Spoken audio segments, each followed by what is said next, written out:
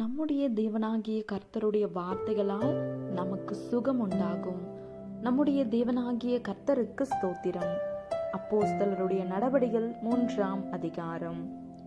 ஜெப வேலையாகிய 9ஆம் மணி நேரத்திலே பேதுருவும் யோவானும் தேவாலயத்துக்கு போனார்கள். அப்பொழுது தன் தாயின் வயிற்றிலிருந்து சப்பானியாய் பிறந்த ஒரு மனுஷனை சுமந்து கொண்டு வந்தார்கள். தேவாலயத்திலே பிரவேசிக்கிறவர்களிடத்தில் பிச்சை கேட்கும்படி நாடோறும் அவனை அலங்கார வாசல் எனப்பட்ட தேவாலய வாசல் அண்டையிலே வைப்பார்கள்.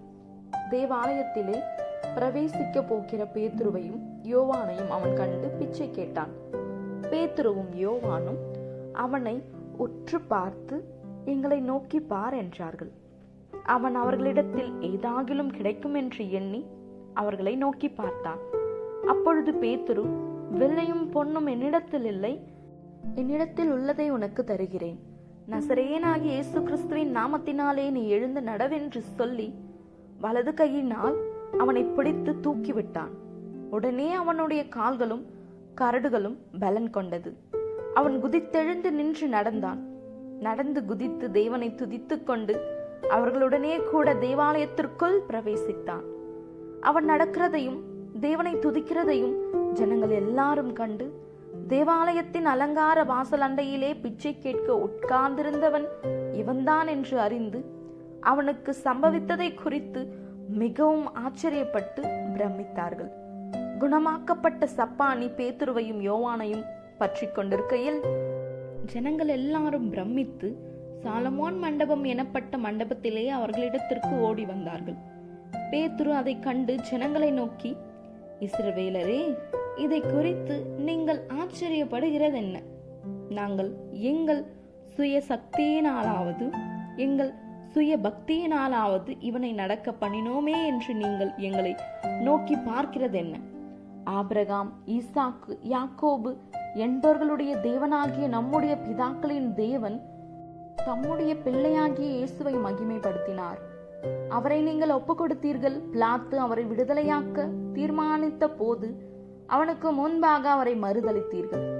பரிசுத்தமும் நீதியும் உள்ளவரை நீங்கள் மறுதலித்து கொலைபாதகனை உங்களுக்காக விடுதலை பண்ண வேண்டும் என்று கேட்டு ஜீவாதிபதியை கொலை செய்தீர்கள்.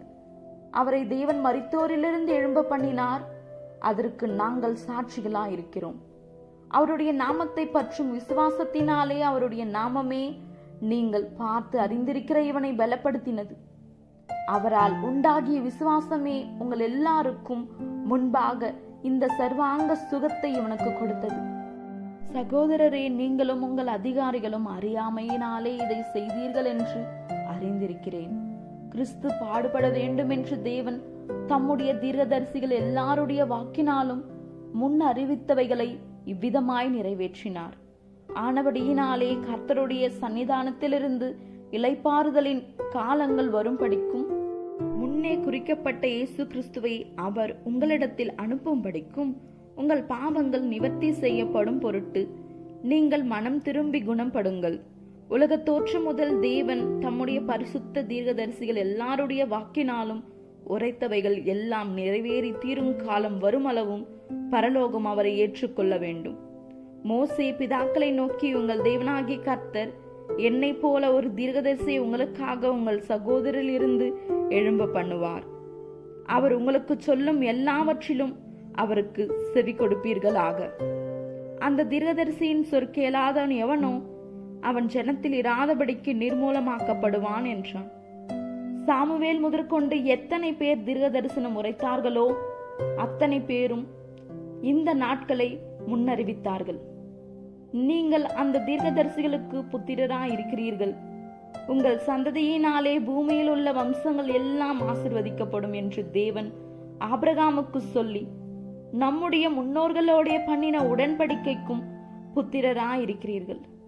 அவர் உங்கள் எல்லாரையும் உங்கள் பொல்லாங்குகளிலிருந்து விலக்கி உங்களை ஆசீர்வதிக்கும்படி தேவன் தம்முடைய பிள்ளையாகிய இயேசுவை எழுப்பி முதலாவது உங்களிடத்திற்கே அவரை அனுப்பினார் என்றான். ஆமென்.